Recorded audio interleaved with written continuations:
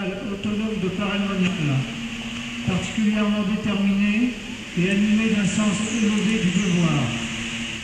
Le 30 août 2012 à Vitry-en-Cambrai, engagé sur une mission de recherche d'une personne suicidaire, n'a pas hésité à plonger dans le canal du Centre, dans lequel la désespérée venait de se jeter, et parvenue, alors qu'elle se débattait, à la remonter à la surface et à la ramener jusqu'à la rive, où il lui a prodigué les premiers secours, la sauvant ainsi d'une mort certaine.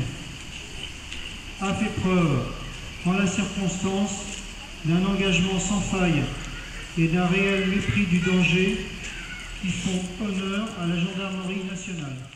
Alliés et Français de la métropole et des territoires d'outre-mer, aux volontaires de la résistance, à tous ceux qui sur terre, sur mer et dans les airs unirent leurs forces pour vaincre le fascisme et le nazisme. Tous les êtres humains disparus, tués sur les champs de bataille, exterminés dans les camps de concentration, massacrés, torturés, fusillés pour actes de résistance, morts en captivité ou écrasés sous les bombardements, méritent notre respect et la fidélité de notre souvenir. Aujourd'hui, le fanatisme religieux, le terrorisme, le réveil des nationalismes menacent la paix, la sécurité du peuple, la liberté et les droits de l'homme. Aussi, fidèles au souvenir de celles et de ceux qui ont sacrifié leur vie pour un monde sans guerre et sans haine, l'Union française des associations de combattants et de victimes de guerre appelle tous nos concitoyens à poursuivre le combat en faveur de la solidarité et de la paix. Vive la République, vive la France. Ordre du jour numéro 9. Officiers, sous-officiers, caporaux et soldats de la première armée française, le jour de la victoire est arrivé. À Berlin, j'ai la fierté de signer au nom de la France, en votre nom, l'acte solennel de la capitulation de l'Allemagne. Digne de la confiance de notre chef suprême, le général de Gaulle, libérateur de notre pays, vous avez, par vos efforts, votre ferveur, votre héroïsme, rendu à la patrie son rang et sa grandeur. Fraternellement unis aux soldats de la résistance, côte à côte avec nos camarades alliés, vous avez taillé en pièces l'ennemi partout où vous l'avez rencontré. Vos drapeaux flottent au cœur de l'Allemagne. Vos victoires marquent les étapes de la résurrection française.